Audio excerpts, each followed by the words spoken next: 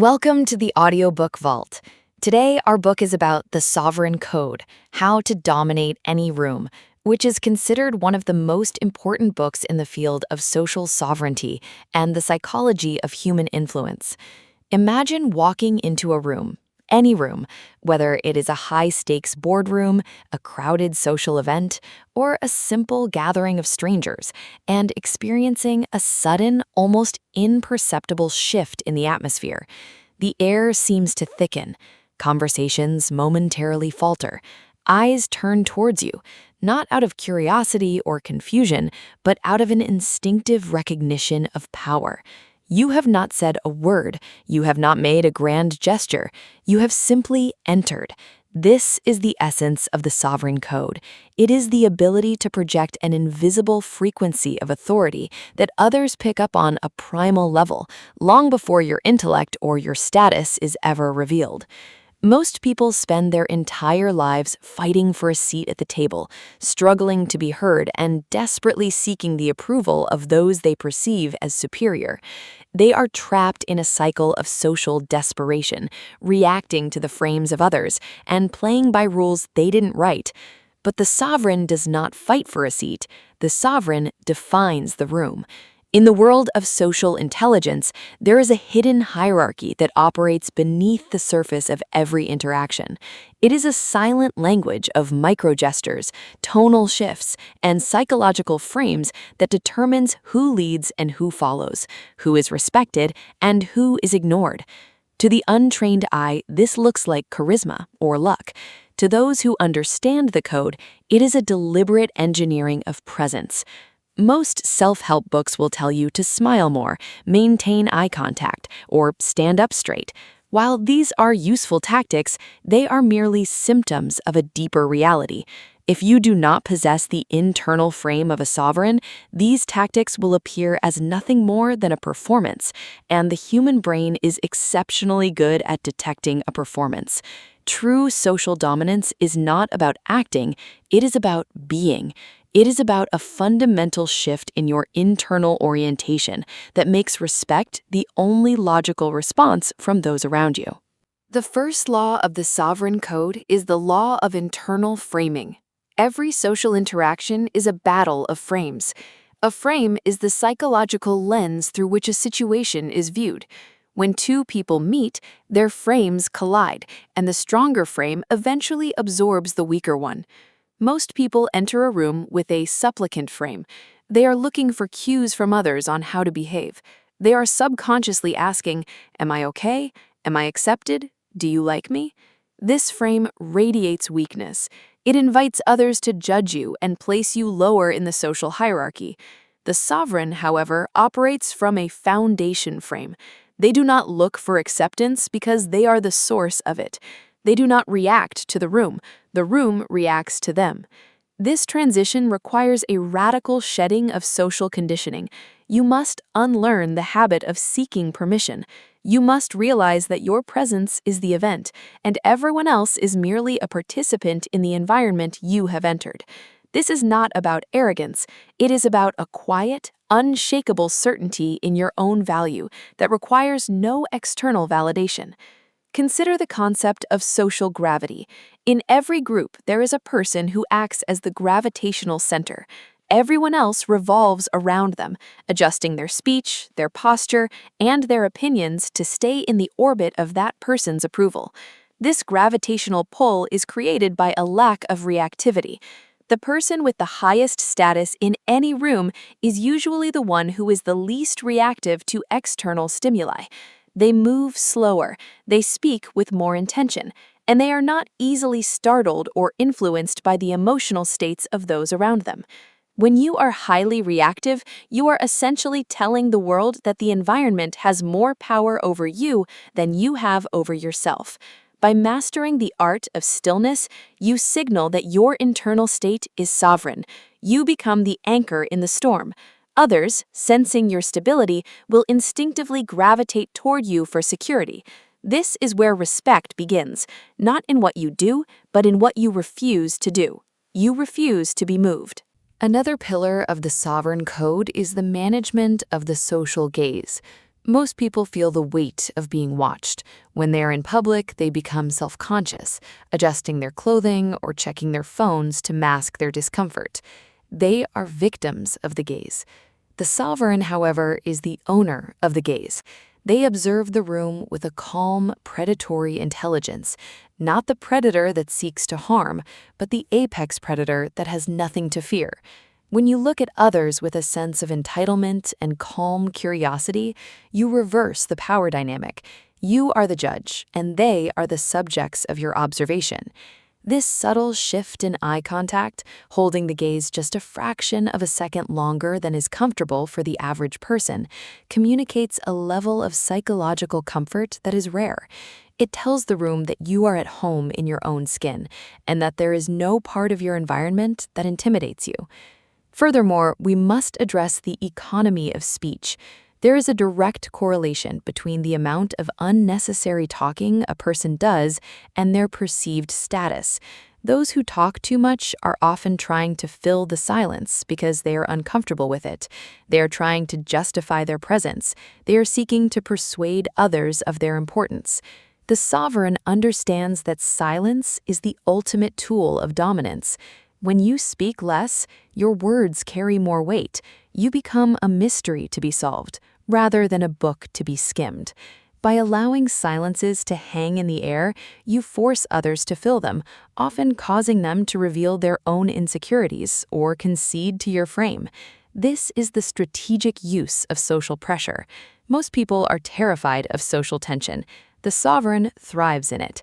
They use that tension to filter out the weak and to command the attention of the strong. As we delve deeper into this code, you will realize that dominating a room is not about being the loudest or the most aggressive. It is about a refined, sophisticated mastery of your own energy. It is about the neural Wi-Fi, that invisible connection we talked about, sending out a signal of absolute competence and calm. You are not there to compete. You are there to preside.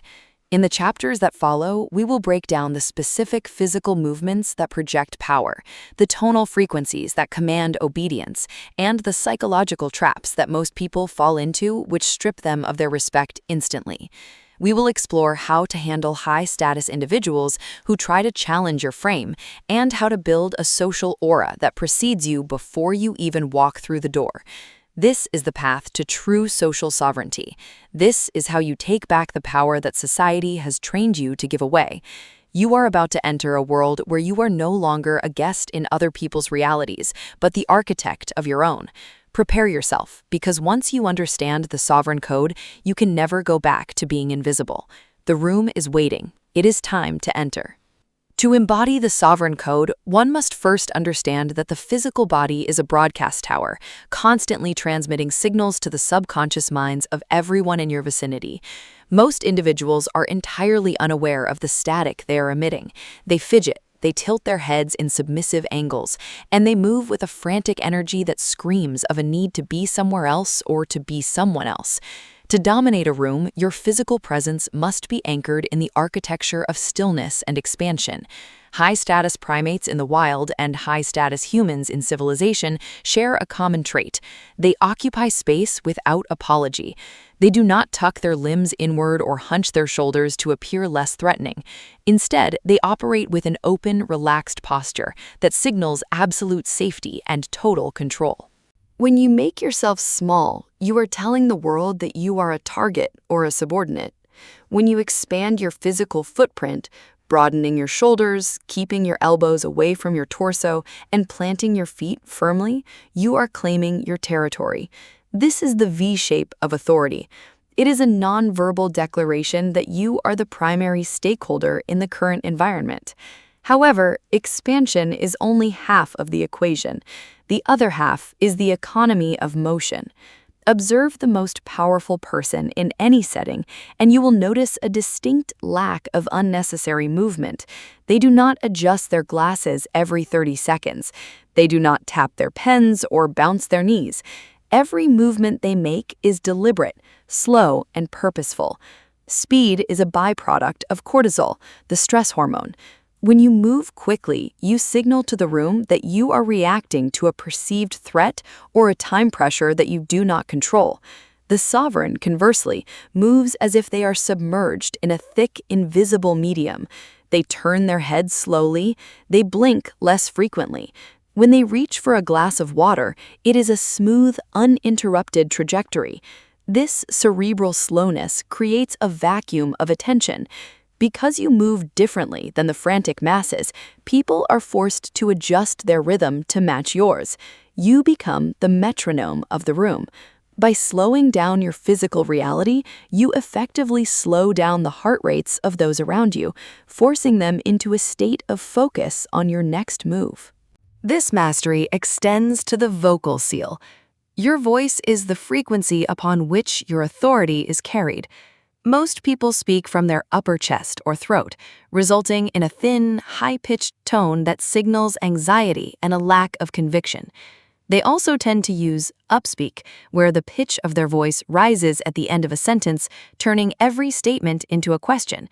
This is a verbal plea for validation. The sovereign speaks from the diaphragm, allowing the voice to resonate in the lower chest and throat, creating a deep, resonant baritone of command. When you speak, your sentences should end on a downward inflection. This provides a sense of finality and certainty.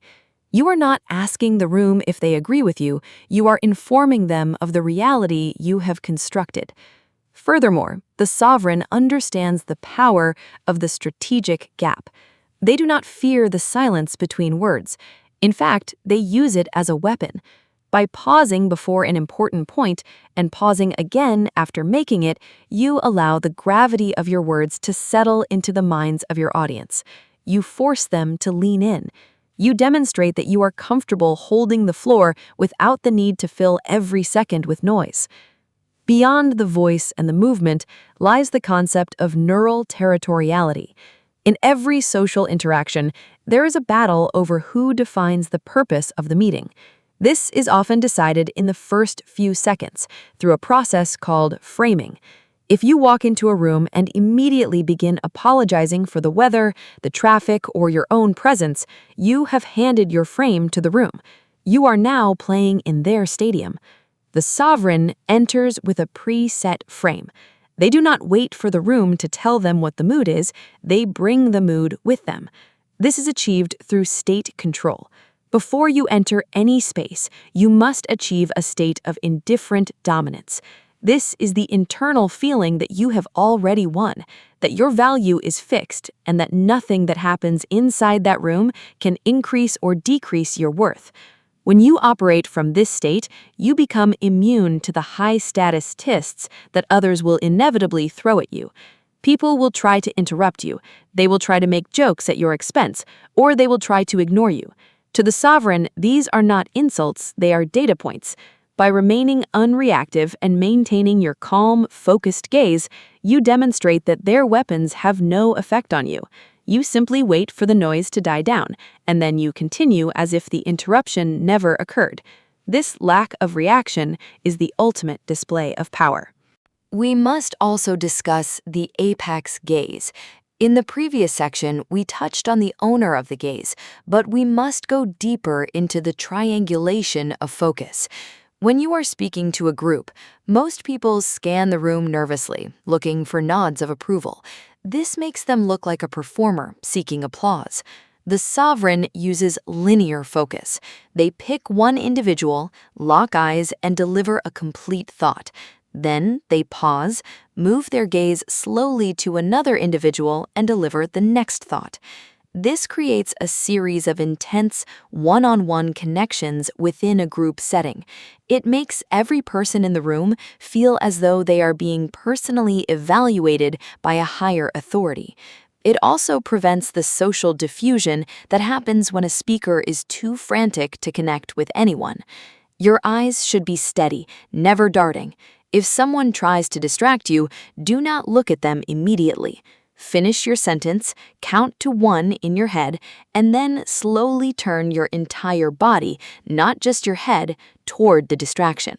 This torso-first movement signals that you are moving your entire being toward a subject, which is a high alpha trait that commands immediate silence.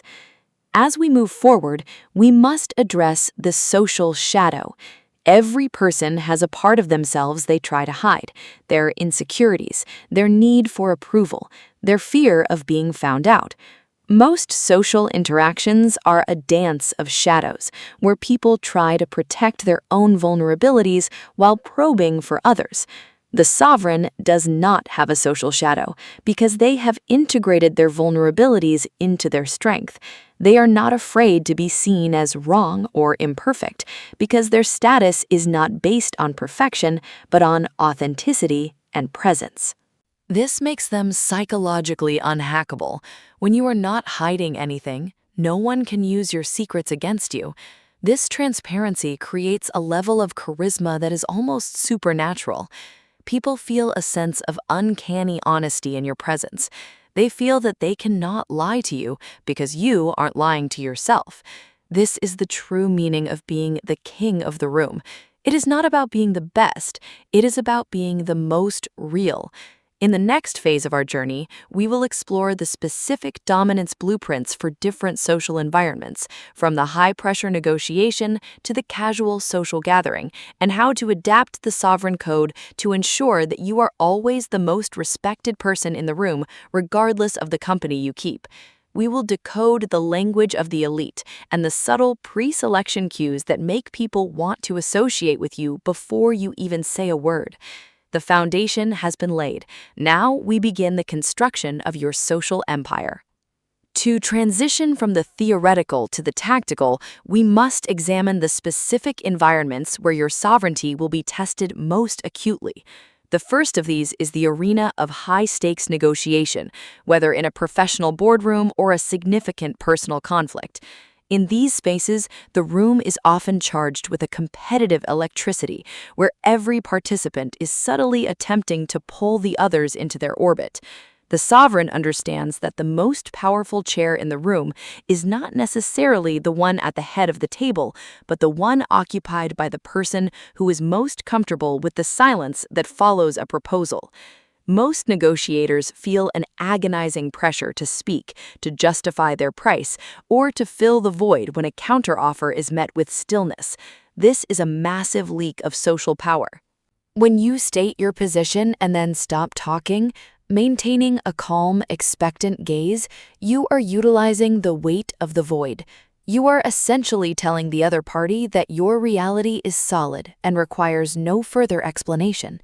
The longer the silence lasts, the more the other person's frame begins to crumble. They will start to fidget, they will check their notes, and eventually they will speak just to relieve the psychological tension you have created. In that moment of relief, they will often concede more than they intended.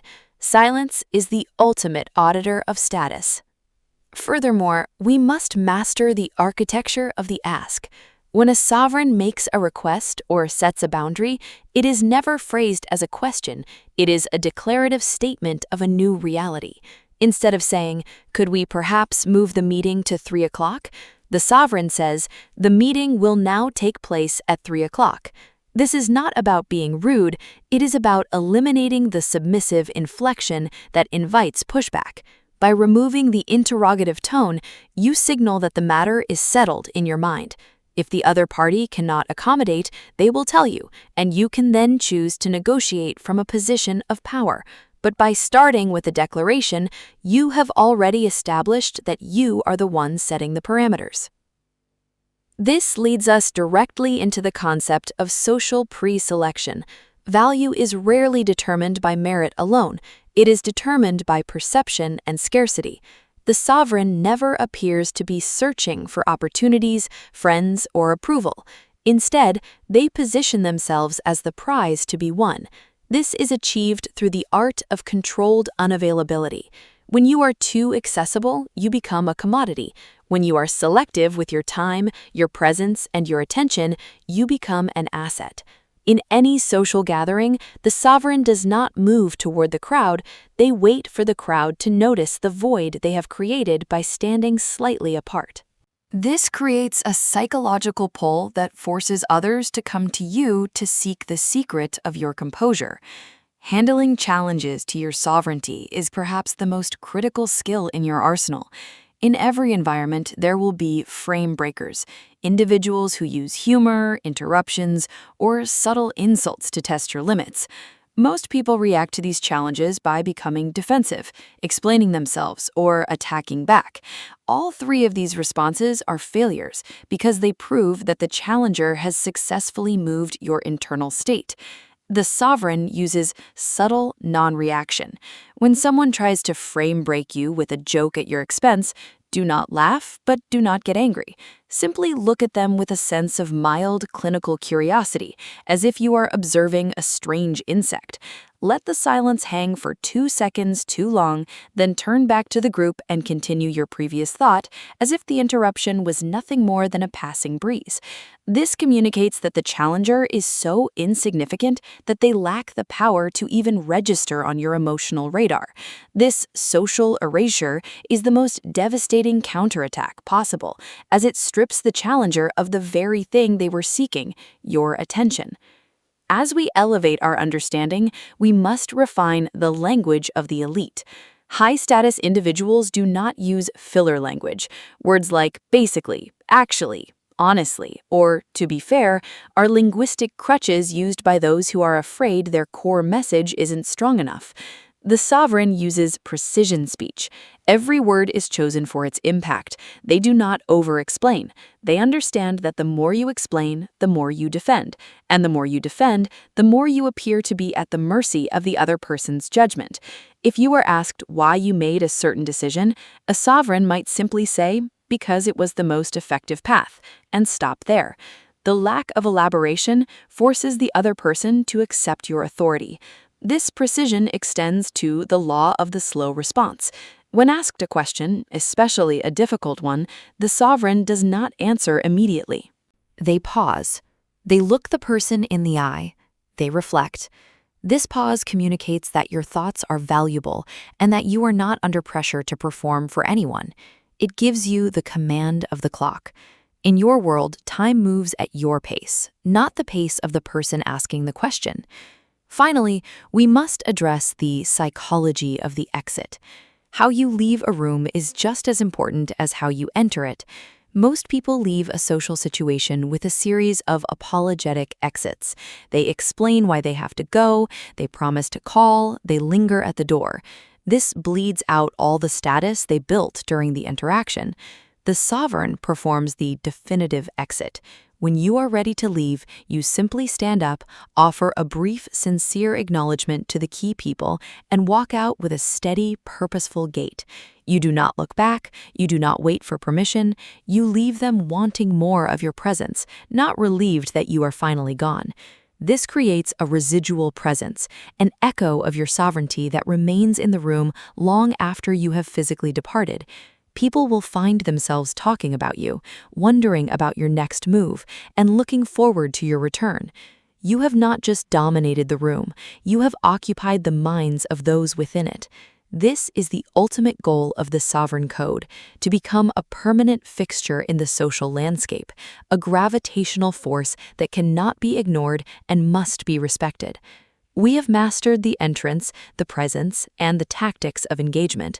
Now we must look inward to the internal citadel, the mental fortress that ensures your sovereignty is never just a performance, but an unshakable reality that can withstand any storm.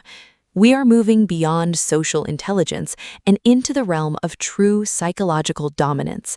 The foundation is complete, the structure is rising, your empire is becoming visible to the world. To build the internal citadel, one must first recognize that the greatest threat to your sovereignty is not an external enemy, but your own internal reactivity. Most people are psychological mirrors. They walk into a room and unconsciously reflect the tension, the anxiety, or the superficiality of the environment. If the room is loud, they become loud. If the room is judgmental, they become defensive. This mirroring is a survival mechanism of the weak, a way to blend in and avoid conflict. The sovereign, however, is not a mirror. The sovereign is a sun. A sun does not reflect the temperature of the planets surrounding it. It dictates the climate of the entire system.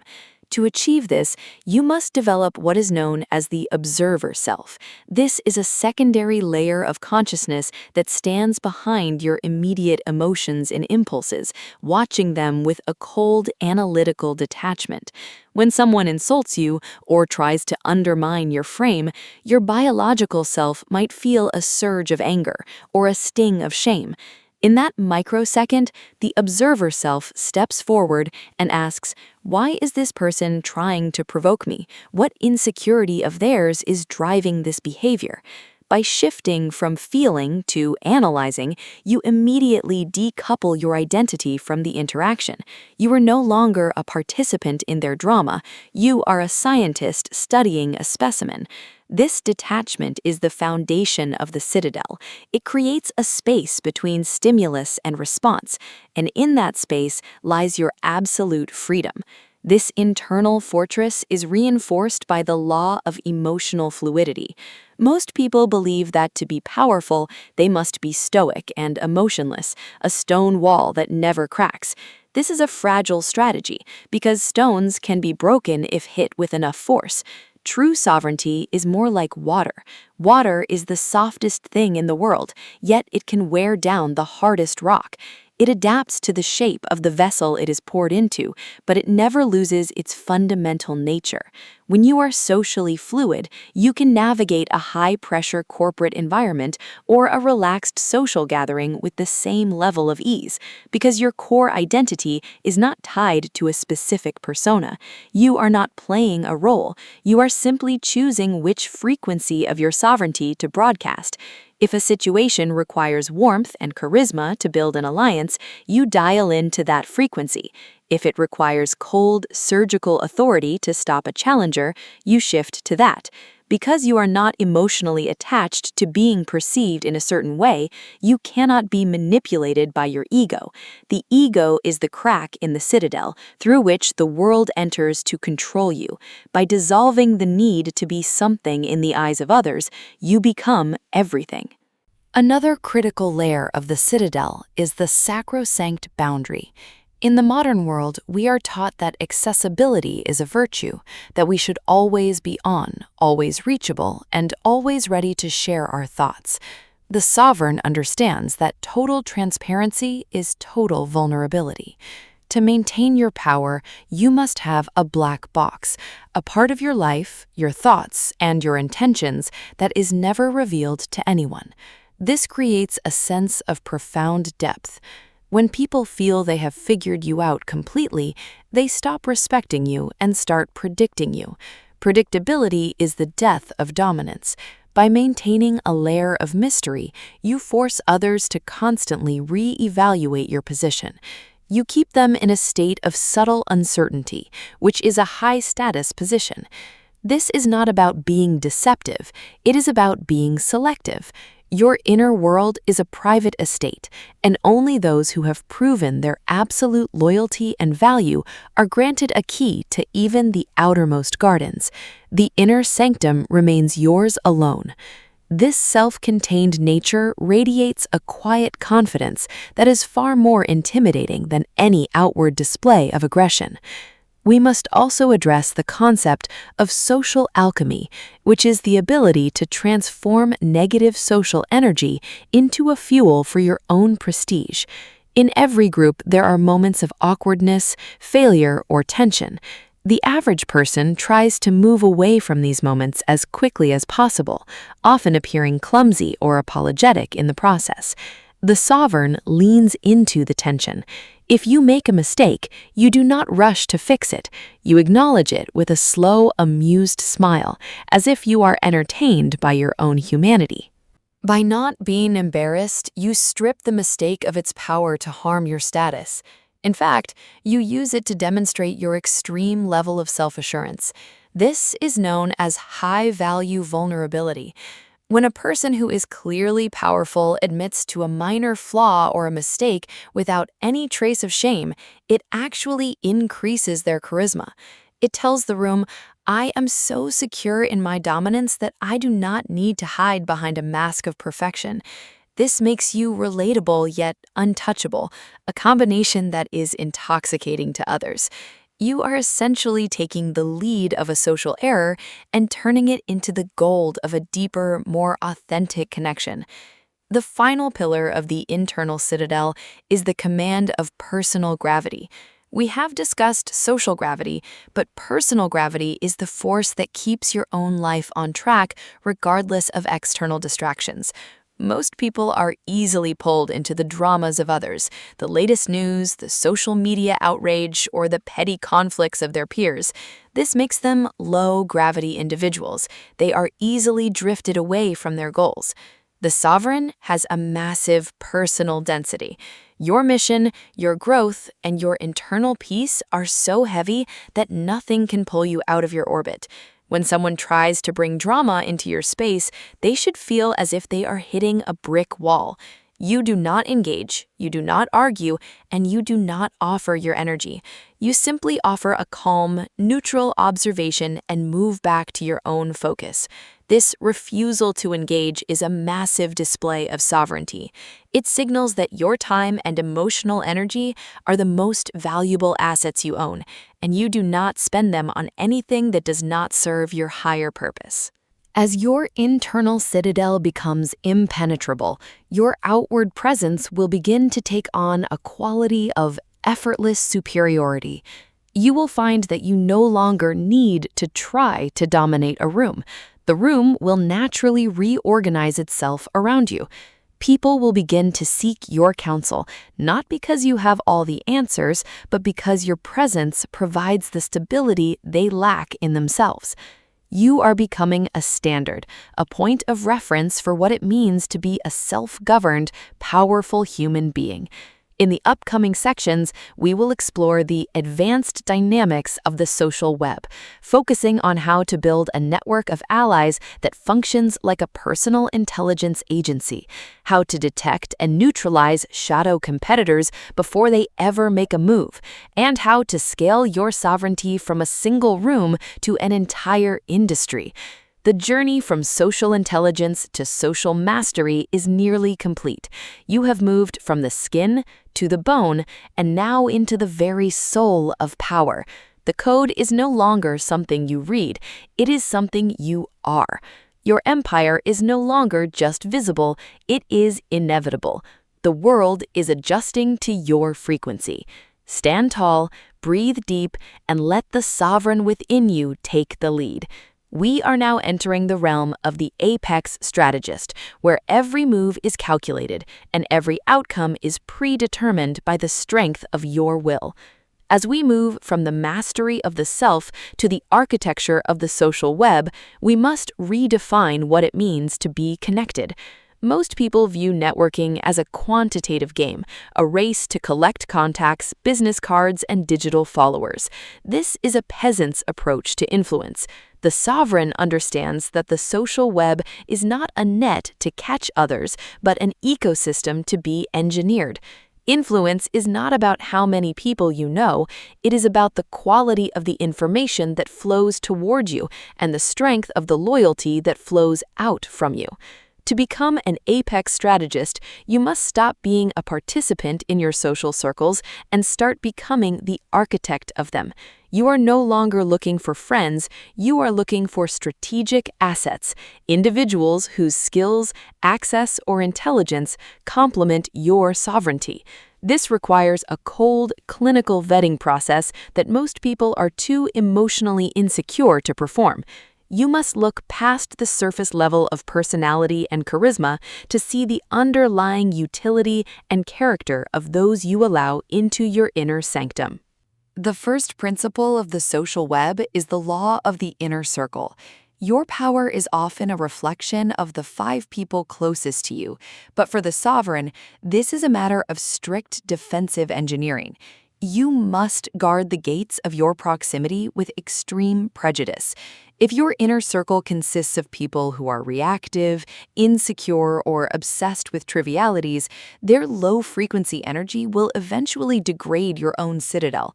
You need to surround yourself with high-density individuals, people who have their own personal gravity, who speak with precision, and who respect the boundaries of power. This creates a mastermind effect, where the collective sovereignty of the group becomes greater than the sum of its parts. In this circle, there is no room for competition, only collaboration and mutual elevation. If you sense even a trace of envy or shadow competition from a close associate, they must be moved to the outer rings of your network immediately. Envy is a poison that cannot be cured, only quarantined. By maintaining a small, elite inner circle, you create an aura of exclusivity. People on the outside will naturally strive to prove their value just for the chance to be seen in your orbit. Scarcity, as always, is the ultimate driver of social value. To scale your sovereignty from a single room to an entire social landscape, you must master the art of strategic positioning. In every organization or social hierarchy, there are nodes, people who act as bridges between different groups. Most people try to be the leader of their own small group. The sovereign tries to be the connector between all groups. By positioning yourself as the person who facilitates the flow of value and information, you become indispensable without ever having to compete for a specific title. You become the invisible hand that guides the dynamics of the environment. This is achieved through the reciprocity of power. You do not give away your help or your secrets freely. You invest them. When you provide a solution or a connection for someone, you are not being nice. You are creating a psychological debt. A sovereign never asks for a favor in return immediately. They allow the debt to age, increasing its weight. When the time is right and the stakes are high, you call in that debt. This is how you build a reserve of influence that can be deployed at a moment's notice to shift the direction of a project, a company, or a social movement. Detecting and neutralizing shadow competitors is perhaps the most sophisticated tactical skill in the Sovereign Code. A shadow competitor is someone who appears to be an ally, but subtly works to undermine your frame through passive-aggressive comments, helpful criticisms, or by attempting to steal the spotlight in your presence. The average person ignores these signs until it is too late. The sovereign detects the vibration of disloyalty at the first micro-expression. When you identify a shadow competitor, do not confront them directly. That would give them too much status. Instead, utilize information asymmetry. Feed them information that appears valuable but is ultimately inconsequential, and watch what they do with it. If they try to use it against you, they have exposed their hand. Once exposed, you do not need to attack. You simply begin the process of social isolation. Subtly and quietly, you shift the flow of value and information away from them while redirecting it toward their rivals. Without your energy and the access you provide, a shadow competitor will eventually wither in the social landscape. You don't need to win a war if you can simply remove the enemy's air supply. Furthermore, we must discuss the intelligence agency model of social networking. Information is the primary currency of the elite. To maintain sovereignty, you need to know what is happening in the hidden layers of your environment, the conversations that happen behind closed doors, the true motivations of the leadership, and the brewing conflicts among the subordinates. You don't get this information by asking, you get it by creating a frequency of trust. People tell their secrets to those who appear unshakable and non-judgmental. By mastering the active listening of the sovereign, where you offer deep focus and minimal verbal reaction, you encourage others to spill their thoughts just to fill the silence. You become a confessional for the room. The information you gather in these moments is not for gossip, it is for strategic mapping. It allows you to anticipate moves before they are made. If you know that a major shift is coming, you can position your sovereign frame to be the most logical solution to the new problem. You are never surprised because you have already seen the blueprint of the future in the whispers of the present. As you scale your influence, you must also master the echo. If you know that a major shift is coming, You can position your sovereign frame to be the most logical solution to the new problem. You are never surprised because you have already seen the blueprint of the future in the whispers of the present. As you scale your influence, you must also master the echo chamber effect. This is the ability to control the narrative that exists about you when you are not in the room. Your reputation should be a sovereign brand that is consistent and formidable. This is achieved by seeding specific ideas about your character through your closest allies. You don't tell people you are powerful, you have others tell stories that illustrate your power. You don't tell people you are wise, you have others recount the times your advice saved them. This third-party validation is 10 times more effective than any self-promotion. By the time you enter a new room, your reputation has already done 80% of the work for you. The people in that room have already been pre-framed to respect you. This is the ultimate efficiency in the sovereign code. You are no longer fighting for respect, you are simply stepping into the role that the collective imagination has already created for you. Finally, we must address the apex paradox. To be truly connected, you must remain fundamentally detached. The moment you need your network, you have lost your sovereignty. Your influence must be built on the foundation of the internal citadel we discussed earlier. You utilize the social web, you engineer the dynamics, and you lead the alliances, but you are never dependent on them. If the entire network were to vanish tomorrow, you would remain unshakable, ready to rebuild from the ground up. This freedom from dependency is what gives your social maneuvers their edge. You can take risks that others cannot. You can walk away from deals that others are forced to accept. You can speak truths that others are too afraid to utter. This absolute independence is the most magnetic quality a human can possess. People are drawn to the sovereign because the sovereign is the only one who doesn't need them. We have mapped the web, identified the nodes, and mastered the intelligence. Now we move toward the grand strategy, the long-term vision that transforms a series of social victories into a legacy of permanent power. We are moving from the tactics of the room to the strategy of the era. The web is spinning, and you are at the center. Your influence is no longer a tool, it is an atmosphere. Breathe it in and let the next phase of your empire begin to take shape. To transition from the tactical dominance of a single room to the enduring architecture of a grand strategy, we must first dismantle the illusion of momentum. Most individuals, once they taste a modicum of social or professional power, become intoxicated by the speed of their ascent. They say yes to every invitation, they engage in every debate, and they attempt to conquer every room they enter. This is the path of the conqueror, and conquerors eventually exhaust their supply lines. The sovereign, however, operates on the principle of structural power. Grand strategy is not about fighting and winning every battle. It is about engineering a reality where the battles are won before they are even fought. It is about building an institution of one. You are no longer just a person navigating a hierarchy. You become a fixed point of gravity around which the hierarchy itself must adapt. This requires a profound shift in how you allocate your most precious resources, your time, your focus, and your public visibility. The first pillar of grand strategy is the mastery of asymmetric engagement. In any competitive environment, whether it is a corporate industry, a social circle, or the broader marketplace of ideas, the average player seeks a fair fight. They try to outwork, outsmart, or outspeak their rivals on the same playing field.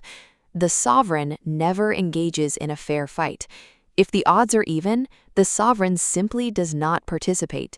You must identify the specific arenas where your natural advantages, your emotional detachment, your precise speech, your network of high-density allies create an overwhelming asymmetry. When you do choose to act, your movement should not be a struggle. It should be an execution. It should appear to the outside world as an inevitable force of nature. This is achieved by hoarding your energy during periods of peace and deploying it with devastating concentration when a true opportunity arises.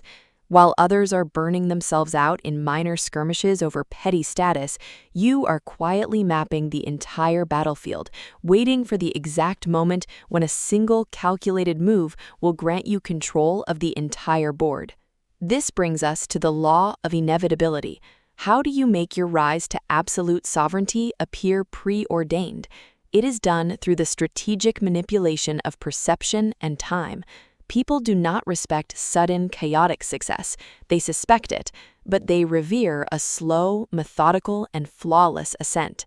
You must curate your public narrative so that every victory, every alliance, and every display of power feels like the natural unfolding of a master plan, even if it was improvised in the moment. When you speak of your future, you do not use the language of hope or ambition. You do not say, "I am trying to achieve this," or "I hope to reach that level." You speak in the present tense of future realities. You say, "This is the direction we are moving," or "That is the inevitable outcome of our current framework." By speaking of the future with the same cold certainty that you speak of the past, you hack the psychological software of those around you. They begin to subconsciously align their own actions with your projected reality, simply because it feels safer to side with the inevitable. You become a self-fulfilling prophecy. However, an empire that does not expand will eventually collapse under the weight of its own stagnation. This introduces the concept of strategic disruption. Once you have established dominance in a specific room, a specific social circle, or a specific industry, there is a dangerous temptation to become the benevolent dictator, comfortable, predictable, and slowly losing your edge. To maintain true sovereignty, you must be the one to disrupt your own status quo before your competitors do. You must periodically shatter the very frame you built and construct a larger, more complex one. This might mean abruptly changing your professional focus, entirely replacing the outer rings of your social network, or adopting a radically new philosophy of operation that leaves your rivals scrambling to understand your new frequency. When you disrupt yourself, you remind the world that your power is not tied to a specific position or a specific set of rules. Your power is the ability to create the rules. This terrifying adaptability makes you truly untouchable. It signals that you are not just a master of the current game, you are the creator of the next one. As you implement this grand strategy, you will encounter the sovereign's isolation. This is not the lonely isolation of the outcast, but the rarefied isolation of the apex. As your internal frame solidifies and your external empire expands, you will find fewer and fewer individuals who can match your frequency. The conversations of the masses will begin to sound like static. The dramas of the average person will appear almost comical in their insignificance. This is a critical threshold. Many falter here, attempting to shrink themselves down to reconnect with the world they have outgrown. You must resist this urge with every fiber of your being. Embrace the altitude. The air is thinner at the top, but the vision is absolute. You must learn to draw your primary satisfaction not from the applause of the crowd, but from the flawless execution of your own will. Your relationship with the world shifts from one of participation to one of orchestration. To orchestrate the world, you must understand the invisible currencies that drive human behavior. We have discussed status and attention, but the ultimate currency in the realm of grand strategy is meaning. The masses are starved for meaning. They wander through their lives looking for a narrative to belong to, a cause to champion, or a leader to follow who can make sense of the chaos. The ultimate expression of the sovereign code is to become a meaning maker. You do not just dictate what people should do, you define why they are doing it. You frame your personal ambitions in a way that aligns with the secret desires of your followers. When you provide meaning, you command a loyalty that cannot be bought with money or enforced by intimidation. People will fight for you, defend your name, and advance your empire, because they believe that by doing so, they are elevating themselves. This is the highest form of influence. It is the transmutation of raw power into cultural gravity.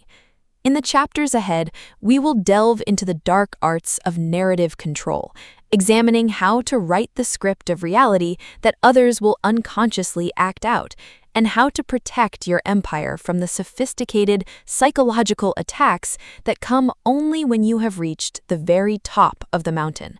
The room has been conquered. The era is yours to define. As we reach the apex of the sovereign code, we must master the ultimate instrument of absolute power, narrative control.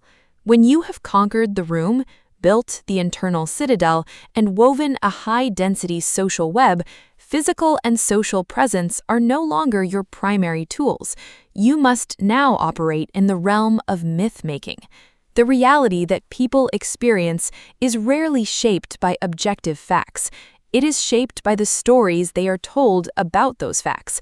The masses do not respond to data, they respond to drama, to archetypes, and to deeply ingrained psychological scripts. The apex sovereign does not argue about what is true. They simply author the story that becomes the truth. You must become the director of the psychological theater in which everyone else is unknowingly acting. This begins with the law of the invisible script. Every organization, family, and industry operates on an unwritten set of assumptions, the invisible script. This script dictates who is allowed to speak, what ideas are considered acceptable, and who holds the ultimate moral or strategic authority. Most people spend their lives trying to read this script so they can play their part correctly. The sovereign rewrites it. To rewrite the script of your environment, you must employ strategic ambiguity. When you're entirely transparent, your narrative is easily categorized and dismissed. You become a known quantity. But when you are ambiguous, you force the human mind to project its own fears, desires, and assumptions onto you. By offering fewer details about your ultimate goals, your past, or your methods, you create a vacuum. The human brain abhors a vacuum and will rush to fill it with legends. If you are quiet and highly competent, people will assume you are possessing secrets they do not understand. If you win a negotiation with effortless calm, they will assume you had leverage they didn't see. You do not need to lie or fabricate stories. You simply need to provide the canvas and let the insecurities and imaginations of the crowd paint the masterpiece of your reputation. This is the essence of building a reality distortion field. It is a psychological aura so dense that when people step into your presence, they temporarily forget the rules of the outside world and operate entirely within the parameters you have silently established. However, holding the high ground invites the most sophisticated forms of psychological warfare. When you're at the top, the attacks do not come as frontal assaults. They come as whispers, subtle sabotage, and reputational erosion. You must develop an immunity to high-altitude sabotage.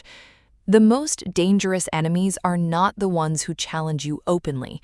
They are the smile and nod adversaries. They agree with your directives in the room, but they drag their feet in execution, spread doubt disguised as concern among your allies, and patiently wait for you to make a misstep. To neutralize this, the sovereign utilizes the illumination tactic. You do not attack the saboteur. You simply shine a blinding light on their actions. You bring the shadow into the public square. If someone is subtly undermining a project, you do not accuse them of treachery. You publicly, and with total calm, highlight their specific delays or concerns as fascinating areas that require the group's immediate and forensic attention. You force them to explain their subtle resistance under the glaring spotlight of your complete focus. The saboteur thrives in the dark. When forced into the light, their covert power evaporates, and they are usually forced to retreat into compliance or expose themselves entirely. This leads to the critical concept of reputational armor. Your reputation is your most valuable asset, and it must be guarded by a fortress of undeniable results and manufactured distance. If your power is based solely on charm or manipulation, it is fragile. A single rumor can shatter it. But if your power is based on a track record of cold, undeniable competence, rumors will shatter against you. The sovereign builds reputational armor by ensuring that their name is strictly associated with outcomes, not just activities. Furthermore, you must practice strategic disassociation. You cannot afford to be linked to failing projects, chaotic individuals, or emotionally unstable environments. When a situation or an alliance begins to degrade, the sovereign does not stay to play the hero and save the sinking ship. They execute a clean, emotionless severing of ties long before the water reaches the deck. You protect your narrative by ensuring you are never a character in a tragedy written by someone else's incompetence. As you orchestrate this grand narrative, you must master the rhythm of presence and absence. A king who is always seen eventually becomes a commoner. If you are constantly available, constantly speaking, and constantly involved in the minutiae of your empire, you dilute your own psychological impact. The sovereign operates on a frequency of powerful appearances and profound disappearances. When you are present, your intensity must be absolute. You deliver your message, you shift the frame of the room, and you establish the new reality. And then, at the very height of your impact, you vanish. You withdraw to your internal citadel. This creates a hunger for the sovereign. In your absence, your words are analyzed, your directives are followed with heightened urgency, and your eventual return is anticipated as a major event. By controlling access to yourself, you turn your very presence into a reward.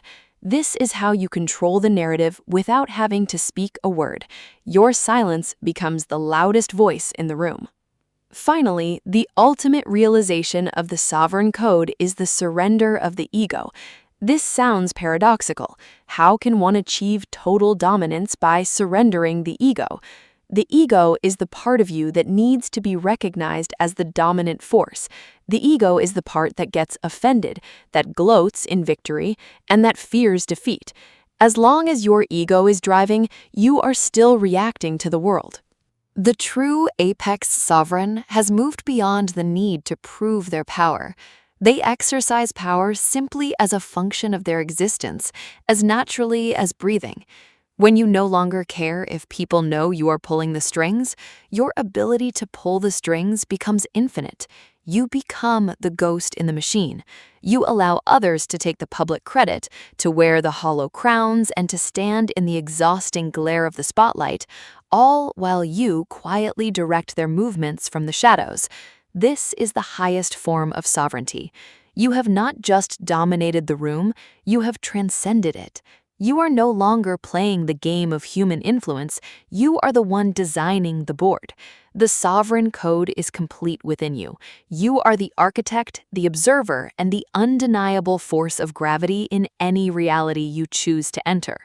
The world is yours to shape. Walk into the void and let them bend to your silence.